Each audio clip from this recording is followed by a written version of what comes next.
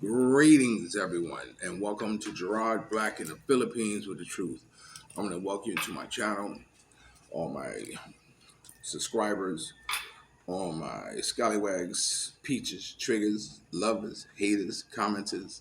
Each and every one of you, I welcome you to my channel. Well, as you may have noticed on the artwork before this is not of me. And I thought maybe I should change my artwork and kind of be, you know, um, uh, a copycat of some of the other bloggers by putting an image that is something as a clickbait to kind of get people to want to click on it. So I'm trying that to see if that makes a difference. So hope you enjoy the artwork, whatever it is I post. Well, I want to talk about a couple of things. And one thing that's on my mind that I really want to put out there, when you're in the Philippines or in any other country that's not your own, you are in a situation where you are in a tribal environment. Now, what I mean by tribal environment, a tribal environment means that most of the decisions that are going to be made against you is going to be based on tribalism. Like if a Filipino was to take me to court or something like this or whatever, I know it's more likely uh, to be decided uh, uh, against me. Uh, I know the courts are more favorable to the Filipino than they are against a foreigner. And the same thing goes when you're dealing with people here. If you find yourself in a situation where, as you are in a verbal confrontation with someone, I know me personally. I was driving once and I was backing into the parking space and I tapped this guy's bumper. You roll out, you tap the bumper, pull forward. And there was a guy sitting in the car, and he got out and, oh, you hit my car. Oh, this, that. I said, my man, I just tapped that in here. There's no damage. And then he pointed to where the damage is on his vehicle. And the car he was driving was a truck, and the grill that he claimed I hit didn't match my bumpers. It was a lot higher. I said, look, man. So immediately I said, well, look, how much do you want to make this go away? And so I gotta call my brother or like this. I said, okay, I see where this is gonna go. He's gonna want to, he contacted the police and whatever like this, and the police came, and when the police come, I just stand there. I don't try to explain. I don't try to argue. I don't try to. Um, um, state my case because I can't. It's in a foreign language. How can I, respond or say something, while the conversation is going on if it's in a different language? So all I have to do is just wait until it was my turn to speak, And the same thing like if I was in the United States. If I was in the United States and I was in an accident or something like this, or the cops come, and I don't say nothing. I don't say anything. I just wait for it's my time to speak. So I just stand there cool, calm, and collective, and let the other person just go all off and all this stuff like this, and what have you. So anyway, so what happened? The cops came and told me to follow them to the police precinct. So I followed them to the police precinct, and the officer was pretty nice.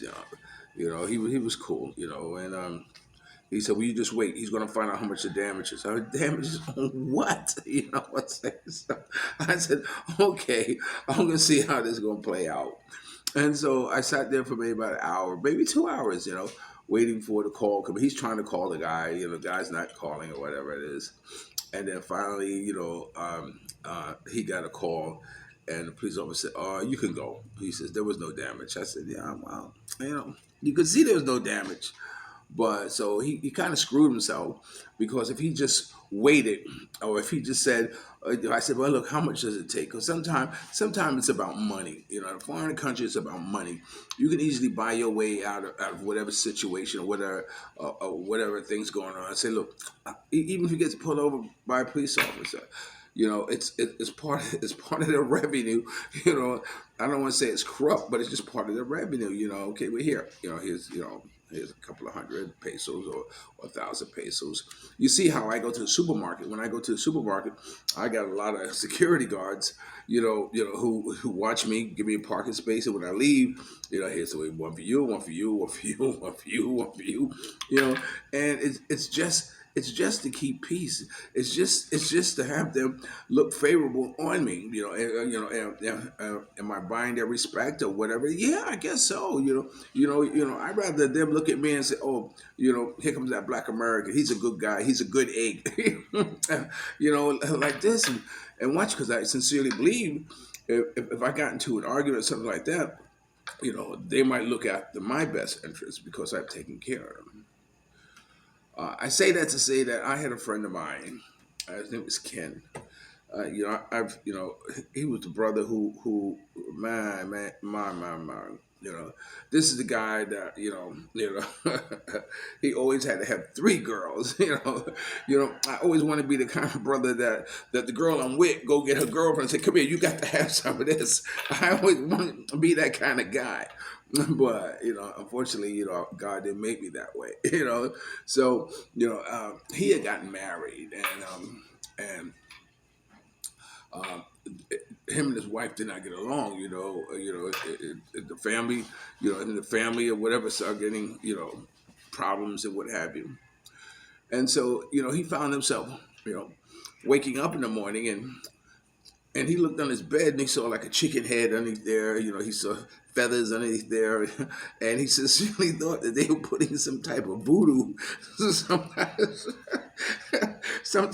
some type of curse on him, hey, like this. So he started thinking in his mind that they're trying to kill him. He's a foreigner. He got access, he got money or whatever. Like, this is just easy to just get him out the picture. So what happened was that one night he said they all sat down to eat dinner. You know, and when he sat down to eat dinner, he noticed that he was the only one eating. But he kept eating and eating and like this, and he went to bed. And next thing his stomach was in so much pain, and he couldn't sleep and lay down, and he was just this agony pain, agonizing pain.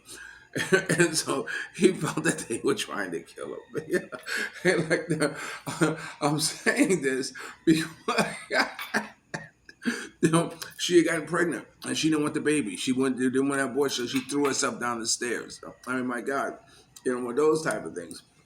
But anyway, I'm telling this story because I told this story about the guy from Brooklyn who got in a car and started screaming at this Filipino girl he had in the car with, "Get out of here, you peach! You get your fat peach ass out of here!" Like this. He's screaming out like this. And when I go to clubs, I hang out with the bouncers. Because I go and make my rounds, and I come kick it with the bouncers. It's a lot more entertaining when watching the people come in, and you get a really good look at the women. Those type of things. I had Helen was a puppy, so a lot of them like to pet her or whatever. I used to walk my dog in front of the club at night, like I'm up now in the G hours. And so anyway, so the security guard, so the brother, so I try to pull his coat. I said, "Yo, my man, you can't talk that way to her." And, in front of these security guards, you can't talk to, you can't disrespect, you know, uh, their women, you know, like that in front of men. You know what I'm saying? Because you know, you know, they're not going to let you get away with it. They're not going to get you away with it. He's like, "Oh, I don't get up like this, like this," and I see my friends, the security guards. I mean, they have this like you can see them starting to tense up like this because they probably didn't let him in the club, but I know it was my time to exit because I didn't want to know what they were going to do. I didn't want to know how they're going to handle the situation. I just knew that they weren't going to let him stand there and disrespect that girl like that in front of them. So I kind of removed myself from that. What happened to him, I don't know. But anyway, um, uh, you might be in a relationship and for whatever reason, one thing you don't do, you know, is you don't put your hands on a Filipina. You, you don't push her, you don't smack her, you don't body slam her. I mean, you don't do that in front of family. You know what I'm saying?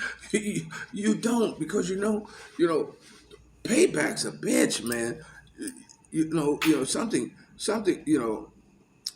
They're not. I mean, they're just not. In my heart of hearts, I don't think they're gonna let you get away with. It. You know, um, and you know, and whatever respect that they did have for you, they're not going to have it anymore because you laid hands on her. Like that. It's not like in America. You could be in America, and I know once upon a time when I was in the game, I had a girl who didn't do what asked her to do. You know what I'm saying? And I got tired of it. One time I put my hands on her, and she threw herself in my arms, saying, "Oh, gee, I didn't know you cared that much for me." I said, "Oh, wow." I said, "You know what, darling? No, darling, you don't want me. You want somebody who's going to lay hands on me, and I'm not that type of dude. One of those type of things." But anyway, when no matter what's going on in your relationship, you don't lay hands on a woman, and you don't lay hands on a woman while you're in their country in another culture because although it's your woman and they say no one should come between a man and his woman, you don't. You just don't put your hands on her. You know what I'm saying? Because God forbid if they call the cops, I mean, they're gonna put you under the jailhouse. You know what I'm saying? Because that's not the thing that they're gonna look. I mean, they're gonna look favorable on. Maybe if you were Filipino and you guys are arguing, hey, like this, hey, that's another thing. I told you a story about the guy who called me and said, Gerard, come to my house. Come to my house. And this is like about in G hours, like about now. He said, come to my house. He says, yeah, I need you. So, I went to his house and I stay outside the gate, and he's in the house looking out the window, and she's outside screaming and hollering at him. He says, go get the police. You go get the police. And I lived in Barcone at that time. So anyway, so I said something about the police. I called. He said, "No, flock the police. Go get them. Flock calling the police. Go get." He said something derogatory about the police, like flock the police. So when I went to the police precinct, and I told him, I said, "Look, my foreigner friend is look like he's under siege by his Filipino girl, and he asked me to go get you. Have you come? What have you?" So, and they're like sitting there, it's almost like they're sitting there with their feet up, eating donuts, if they had them. But when I showed them that text, and the text said, "Where he text flock the police," they said, "What?" Now they got to put on their hat. Okay, come on, let's go. And they went and to the house and come to find out that she was that was all about business, about money and whatever. But they were ready to go, and when I got back, she said, "Gerard, you get away from here. This is none of your business." I said, "Right on, right on, right on, right on." John, I did what you asked me to do. I'm out of here. You know what I'm saying? Like this, because it's none of my business, and you don't come between a man and his woman. But anyway, the thing I want to say is that I know me and I, it's you know my relationship with her is clad. You know, uh, she's able to do what she wants. She has more than what she probably ever could have, you know, imagined or wished upon herself. And I'm happy because I have a woman that I am 101%.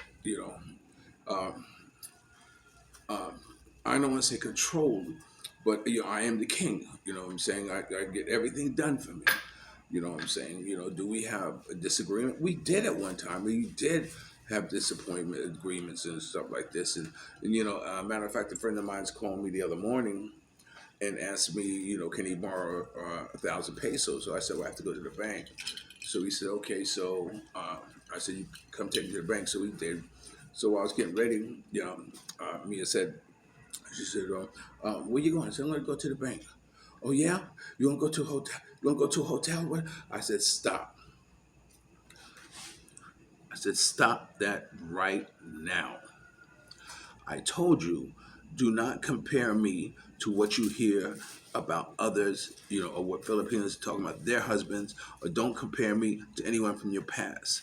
You have no reason and no right to say something like that, or insinuate something like that, or put in your mind something like that. I said, stop it right now. And that's how I'm nipping it in the bud. It'll probably flare up again because she's a woman or whatever it is. But I don't know how something always negative creeps into a mind of a woman.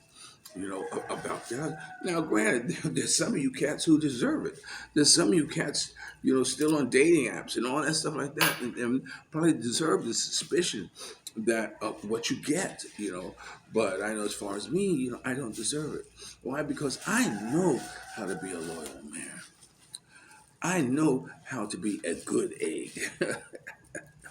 you know, and that's what I am.